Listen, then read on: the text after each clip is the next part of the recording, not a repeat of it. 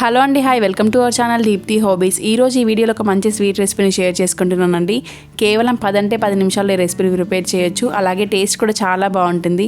పిల్లలు స్వీట్ అడిగిన వెంటనే, లేదనంటే ఫెస్టివల్స్ అప్పుడు, బర్త్డేస్ అప్పుడు ఏదైనా స్పెషల్ రెసిపీని చేయాలనుకున్నప్పుడు ఈ స్వీట్ని ఒకసారి ట్రై చేసి చూడండి. చాలా సింపుల్గా, ఈజీగా ప్రిపేర్ చేయొచ్చు. టేస్ట్ కూడా చాలా బాగుంటుంది. మరి రెసిపీ కోసం స్టవ్ మీద ప్యాన్ తీసుకొని అందులోకి 1 టీ స్పూన్ వరకు నెయ్యిని యాడ్ చేసుకోండి. ఈ నెయ్యి పూర్తిగా కరిగి కొద్దిగా వేడెక్కిన తర్వాత అరకప్పు వరకు బొంబాయి రవ్వను యాడ్ చేసుకోండి. ఈ రవ్వని మంటని మీడియం ఫ్లేమ్లో ఉంచి 3-4 నిమిషాల పాటు కలుపుకుంటూ ఉండాలండి.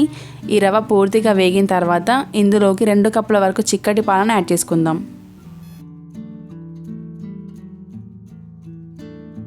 ఈ పాలను యాడ్ చేసిన తర్వాత కూడా మంటని లో టు మీడియం ఫ్లేమ్లోకి కన్వర్ట్ చేసి కలుపుకుంటూ ప్రిపేర్ చేసుకోవాలండి.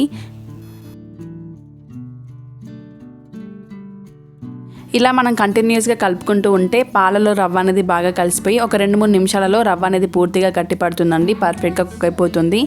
ఇలా రవ్వ అంతా కూడా దగ్గర పడిన తర్వాత ఇందులోకి అరకప్పు వరకు చక్కెరను యాడ్ చేసుకోండి. అరకప్పు రవ్వకి అరకప్పు చక్కెర, అలాగే 2 కప్పుల వరకు పాలైతే కరెక్ట్గా సరిపోతాయండి.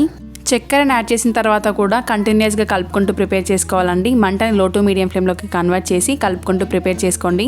కొద్దిసేపు ఇలా కలుపుకున్న తర్వాత చక్కెర అనేది పూర్తిగా కరిగిపోయి రవ్వ కన్సిస్టెన్సీ అనేది కొద్దిగా లూజ్ అవుతుంది.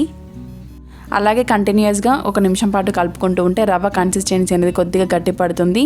చూడండి, ఈ విధంగా రవ్వ పూర్తిగా కుక్ అయిపోయిన తర్వాత స్టవ్ చేసుకొని ప్యాన్ అంతా కూడా ఈవెన్గా స్ప్రెడ్ చేసుకొని ఈ రవ్వ పూర్తిగా చల్లారేంత వరకు వెయిట్ చేయాలి.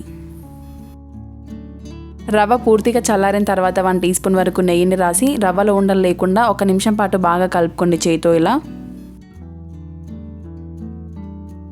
ఇలా రవ్వను 1 నిమిషం పాటు బాగా కలుపుకున్న తర్వాత ఉండలు లేకుండా సాఫ్ట్గా ఉన్న ఈ రవ్వను ఒక రౌండ్ బాల్ లాగా ప్రిపేర్ చేసుకొని అందులో ఒక 25% రవ్వని సపరేట్ చేయండి. ఈ సపరేట్ చేసిన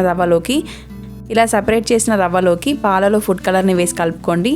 ఆ ఫుడ్ కలర్ వేసిన పాలని 1 టీ స్పూన్ వరకు ఈ 25% రవ్వలో వేసి కలుపుకోండి. ఇందులోకి మీరు ఫుడ్ కలర్కి బదులుగా కుంకుమ పువ్వు కలిపిన పాలను కూడా యాడ్ చేసుకోవచ్చండి.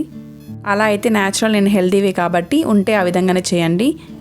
ఇలా ఎల్లో కలర్ రవ్వని చిన్న పీసెస్ లాగా డివైడ్ చేసుకొని గులాబ్ జామ్ బాల్స్ని అయితే ఇలాగైతే ప్రిపేర్ చేస్తామో ఆ విధంగా చేసి పక్కన ఉంచుకోండి. ఆ తర్వాత వైట్ కలర్ రవ్వని ఎల్లో కలర్ సైజ్ కంటే కూడా కొంచెం పెద్ద సైజులో బాల్ లాగా చేసుకొని ఈ విధంగా చేయండి. ఈ వీడియోలో చూపిస్తున్నట్లుగా ఇలా వైట్ కలర్ రవ్వని పల్చగా ఒక లేయర్ లాగా ప్రిపేర్ చేసుకొని మనం చేసిన ఎల్లో కలర్ బాల్ని ఇందులో ఉంచుకొని క్లోజ్ చేస్తే సరిపోతుందండి. చూడండి, ఈ విధంగా సీల్ చేసి రౌండ్ బాల్ లాగా చేసుకోండి. మిగిలిన పిండంతా కూడా ఈ విధంగానే రెడీ చేసుకుంటే సరిపోతుంది. చూడండి, ఇలా అన్నీ కూడా రెడీ చేసుకున్న తర్వాత ఇలాగైనా సర్వ్ చేసుకోవచ్చు. లేదంటే నైఫ్తో సగంలోకి కట్ చేసుకున్నా కూడా చాలా కలర్ఫుల్గా ఉంటుంది. స్వీట్ తిన్న కొద్దీ తినాలనిపిస్తుంది. టేస్ట్ అయితే చాలా బాగుంటుంది. మరి మీరు కూడా తప్పకుండా ఈ రెసిపీని ట్రై చేయండి. ట్రై చేస్తే ఎలా వచ్చిందన్న కామెంట్ రూపంలో షేర్ చేసుకోవడం మాత్రం అస్సలు మర్చిపోవద్దు ఫ్రెండ్స్.